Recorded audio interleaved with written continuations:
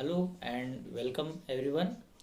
Today we are going to start our first chapter of business studies, that is nature and purpose of business. जैसे कि हम देखते हैं हमारे surrounding में every human being perform certain activities to satisfy their needs. Okay, so these human activities can be categorized into two different categories. First one is economic activities and the second one is non-economic activities. सबसे पहले हम बात करेंगे कि economic activity क्या होती है.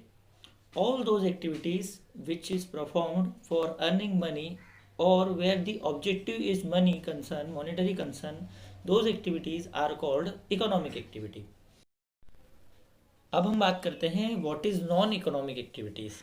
See, all those activities which are undertaken to satisfy our social, emotional or psychological needs are known as non-economic activities.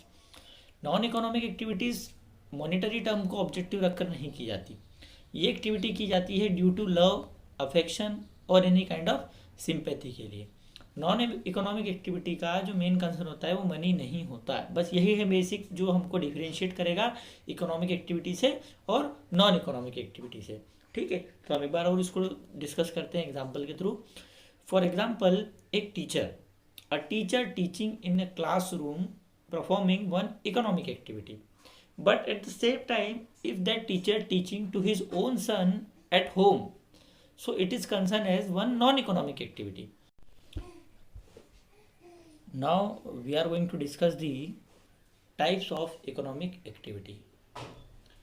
देखिए, इकोनॉमिक एक्टिविटी जो होती है वो तीन कैटेगरी में उसको हमने डिवाइड किया है: business, profession and the last one is employment.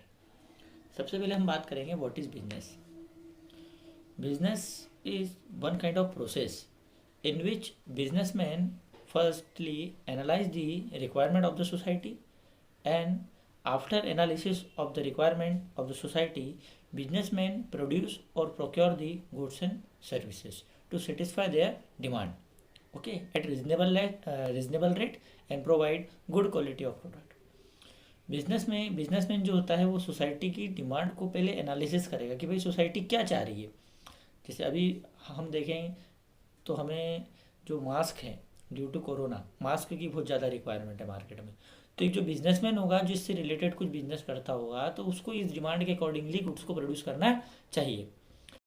So what we conclude that business is one economic activity in which we produce and sells goods for earning profit.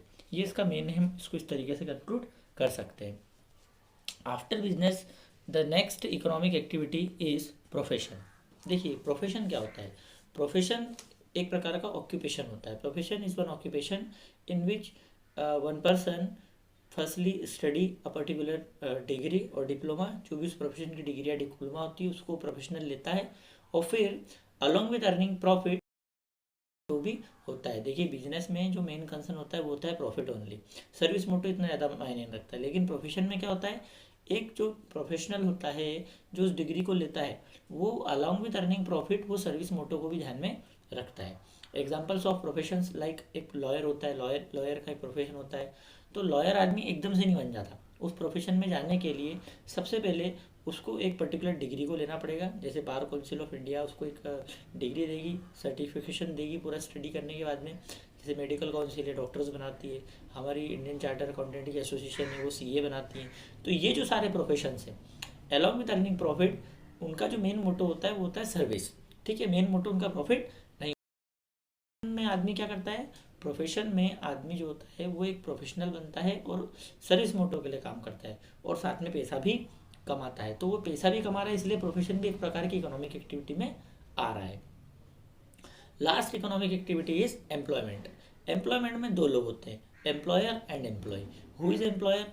Employer is a person who provide job to someone else and employee is a person who is doing that job. Okay.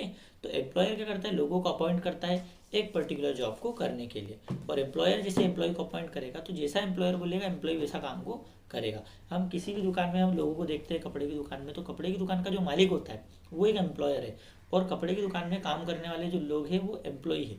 तो जैसा दुकानदार बोलेगा वैसा उनको करना पड़ेगा। तो ये भी एक प्रकार की इकोनॉमिक एक्टिविटी में आता है एम्प्लॉयमेंट, क्योंकि इसमें दोनों जो बॉडी होती है एक दूसरे के साथ में मिलकर काम करती है ताकि प्रॉफिट को कमाया जा सके, मुनाफा कमाया जा सके। तो यहाँ हमने देखा कि there are 3 types of economic activity, and that is business, profession, and the last one is employment.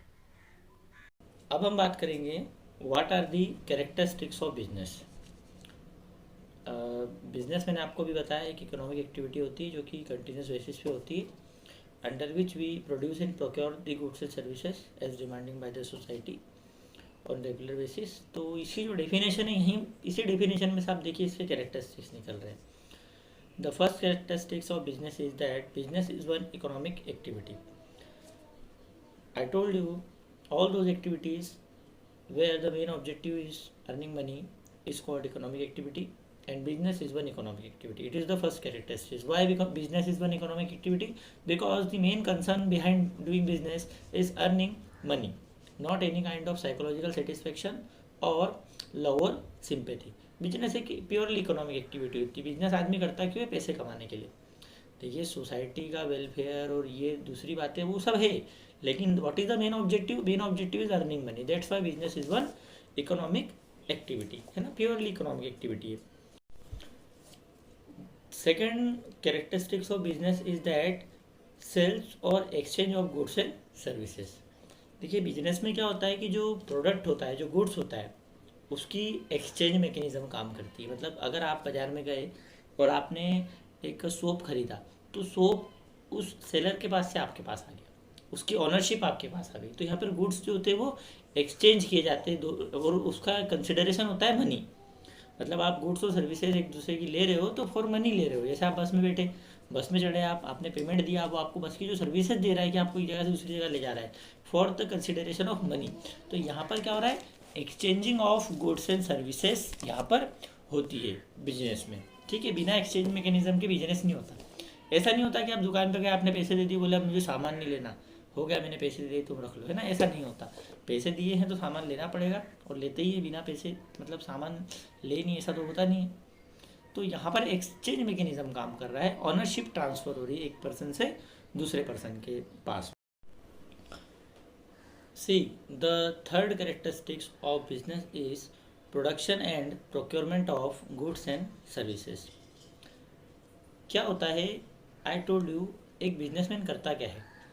वो सोसाइटी में लोगों की रिक्वायरमेंट को देखता है कि लोग क्या चाहते हैं राइट नाउ। जैसे राइट नाउ नाउअडेज हम देख रहे हैं कि मास्क की बहुत ज़्यादा रिक्वायरमेंट है, तो लोग मास्क को प्रोड्यूस कर रहे हैं। तो एक बिजनेसमैन मार्केट में कस्टमर्स की रिक्वायरमेंट को पहले स्टडी करता है, उसको एनालिसिस करता है कि सही है कि नहीं है, वाजिब रिक्वायरमेंट है कि नहीं। अगर उनकी रिक्वायरमेंट वाजिब है, सही है, then a businessman produce goods according to accomplishment of that requirement at minimum cost. Reasonable cost पे बेहतर से बेहतर क्वालिटी में बिजनेसमैन ये ट्राई करता है कि वो लोगों को वो गुड्स लाकर दे, प्रोवाइड करे। तो बिजनेसमैन क्या करता है? बिजनेसमैन प्रोड्यूस दोज गुड्स और प्रोक्योर दो गुड्स ऑल्सो। हर मास्क बेचने वाला जरूरी नहीं कि घर पे ही मास्क सिले बैठ के, आप खरीद के रीसेल भी कर सकते हो। तो बिजनेसमैन क्या करता है? रिक्वायरमेंट के आधार पे माल को प्रोड्यूस करेगा। वो देखेगा कि लोगों को कौन सी सर्विस चाहिए। भाई पर्टिकुलर सेक्टर में देखा हमने हेल्थ इश्यूज बहुत ज़्यादा है, तो वहाँ पर वो एक हॉस्पिटल ओपन कर देगा बिजनेसमैन की, भाई उनकी हेल्थ की जो सर्विसेज जो मांग रहे हैं वो पूरी हो। वो देखेगा कि फलाने रूट पे बस नहीं है, तो बिजनेसमैन वहाँ पे बस डालेगा ताकि बस की सर्विसेज प्रोवाइड कर सके। तो एग्जैक्टली बिजनेसमैन क्या करता है? They produce goods, they procurement of services. वो रिक्वायरमेंट के बेस पे लोगों को प्रोवाइड करेगा। तो वो रिक्वायरमेंट एनालिसिस करेगा, उसके बाद गुड्स को प्रोड्यूस करेगा, उसके बाद वो रीसेलिंग करेगा लाके, है ना, उसके बाद में वो सर्विसेज को प्रोवाइड करेगा। तो ये सारे के सारे कैरेक्टरिस्टिक्स एक बिजनेस में आते हैं। The next characteristics is dealing on regular basis. देखिए किसी भी बिजनेस का ये कैरेक्टरिस्टिक्स होता है कि बिजनेस जो होता है वो रेगुलर बेसिस पे किया जाता है ना, तभी वो बिजनेस कहलाएगा। मतलब अगर आपने कोई चीज़ बेची और वो एक ही दिन बेची फिर आप उसको बेच नहीं रहे हो, तो that is not considered as a business. Okay, अगर आप किसी ट्रांजेक्शन को रेगुलर बेसिस पे, कंटिन्यूस बेसिस पे अटेम्प्ट कर रहे हो, only in that position that thing consider as a business, क्योंकि बिजनेस एक ऐसी चीज़ होती है जो रेगुलर बेसिस पे परफॉर्म होती है। कोई व्यक्ति है तो उस एक्टिविटी में कंटिन्यूसली रेगुलरली इंगेज्ड है, only in that case that thing consider as a business. इसको हम एक एग्जाम्पल से समझते हैं। जैसे कोई पर्सन है, उसकी कंप्यूटर की शॉप लेके वो बैठा है, तो वो रोज़ कंप्यूटर बेच रहा है ना, डेली बेसिस पे वो ट्रांजेक्शन्स को कर रहा है। सिमिलरली एक दूसरा पर्सन है, वो क्या कर रहा है, वो उसके घर का पुराना कंप्यूटर बेच रहा है, तो वो रोज़ तो बेचेगा नहीं, पुराने कंप्यूटर रोज़ नहीं निकलेंगे, एक ही दिन निकला उसको बेच दिया। तो अब वो जो जिसने पुराना कंप्यूटर बेचा वो बिजनेस नहीं है ना, that is not a business. लेकिन जो दुकान वाला है, जो दुकान लेके बैठा है, जो रोज़ कंप्यूटर बेच रहा है, वो बिजनेस है, क्योंकि वो उस काम को रेगुलर बेसिस पे परफॉर्म कर रहा है ना। तो ये कंटिन्यूस बेसिस पे परफॉर्म होने वाली एक्टिविटी होती है। Next one is earning profit. I told you all those activities where the prime concern is earning money is called economic activity.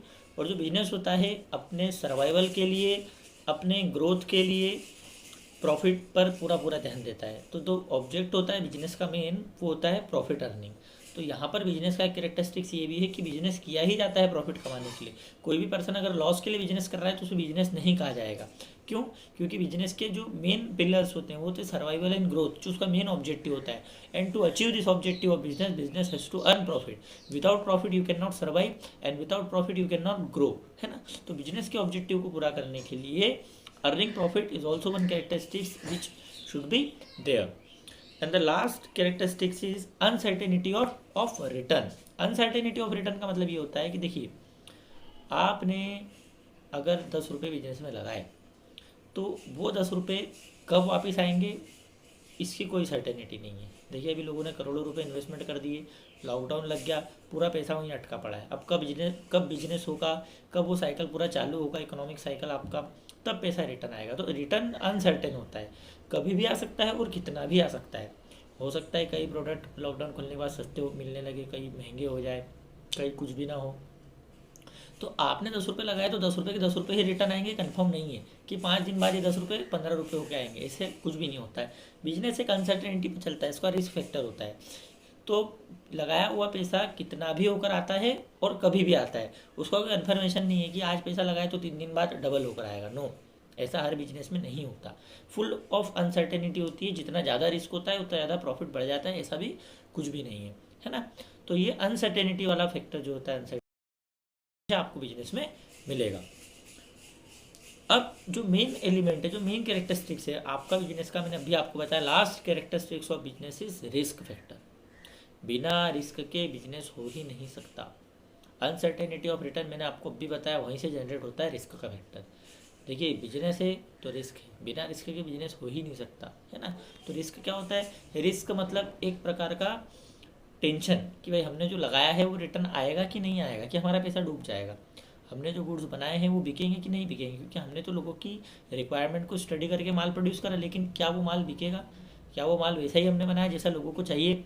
हमसे बेहतर अगर टेक्नोलॉजी आ गई, हमसे सस्ता माल अच्छे में मिलने लगा, तो हमारा माल नहीं बिकेगा। तो जो रिस्क फैक्टर है, risk factor always exist in A business. So this is the last characteristics of business.